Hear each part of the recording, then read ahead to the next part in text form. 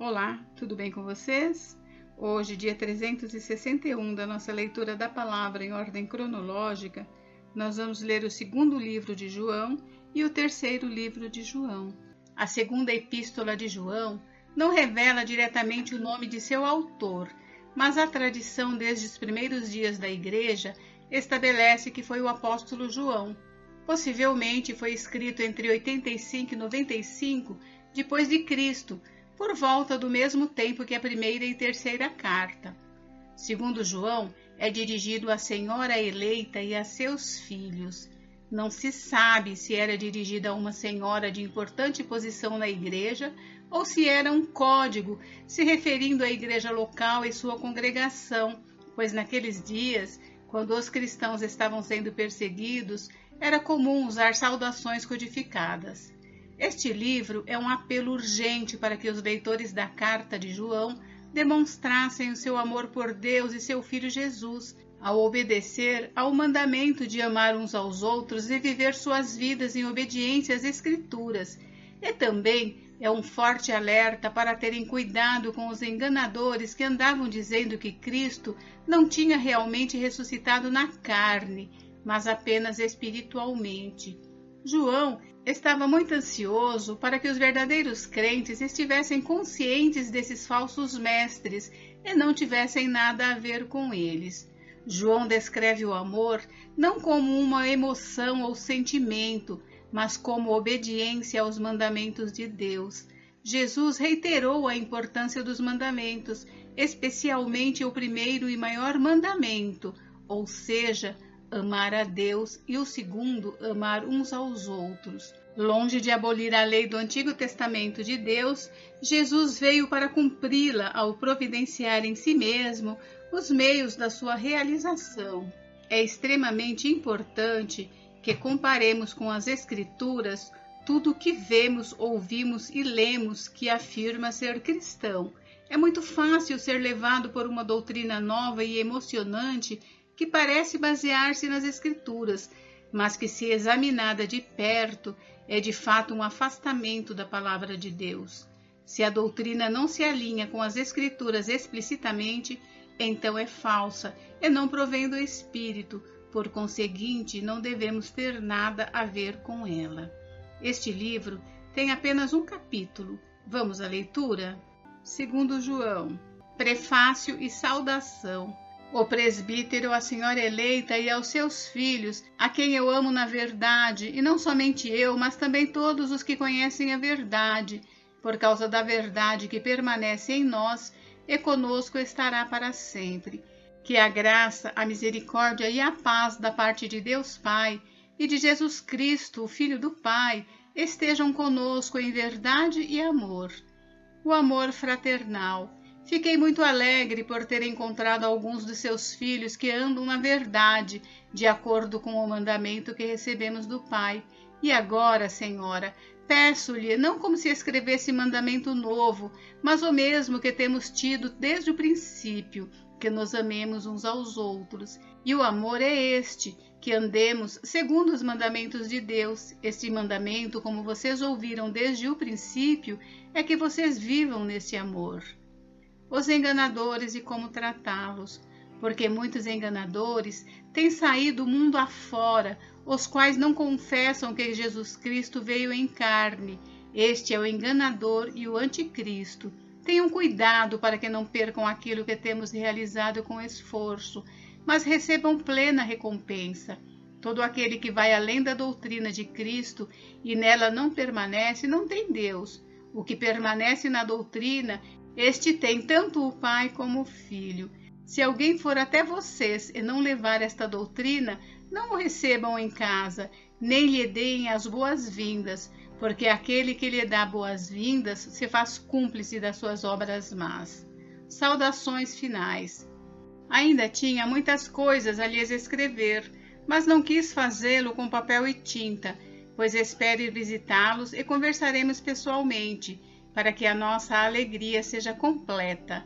Os filhos da sua irmã eleita mandam saudações.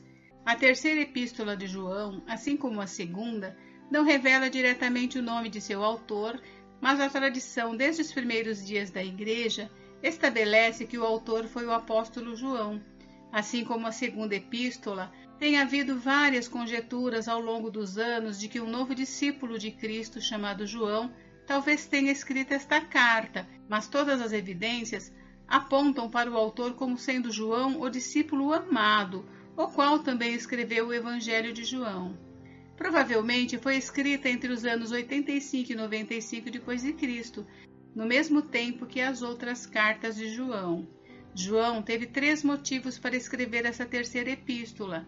Primeiro, para elogiar e incentivar seu amado colega de trabalho, Gaio, um leigo de alguma riqueza e distinção em uma cidade perto de Éfeso, em seu ministério de hospitalidade aos mensageiros itinerantes que iam de um lugar a outro para pregar o Evangelho de Cristo, quer fossem conhecidos por ele ou não. João exorta-o a continuar a fazer o bem e a não imitar o mal, como no exemplo de Diótrefes. O conceito de oferecer hospitalidade aos estrangeiros tinha grande precedência no Antigo Testamento. Atos de hospitalidade em Israel incluíam a recepção humilde e graciosa de estrangeiros à casa para alojar, alimentar e proteger. Além disso, o ensino do Antigo Testamento retrata os israelitas como um povo alienado e muito dependente da hospitalidade de Deus, como aquele que graciosamente atendia às suas necessidades, redimindo-os do Egito e providenciando-lhes alimentação e vestuário no deserto.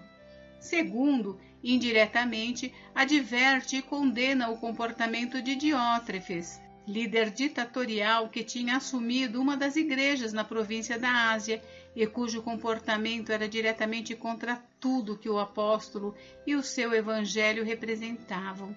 Este homem não só se recusara a reconhecer a autoridade de João como apóstolo, mas também a receber suas cartas e submeter-se às suas direções.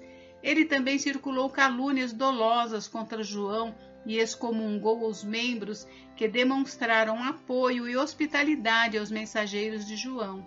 Terceiro, antes de concluir sua carta, ele louva o exemplo de Demétrio, discípulo sobre o qual relatava-se um bom testemunho.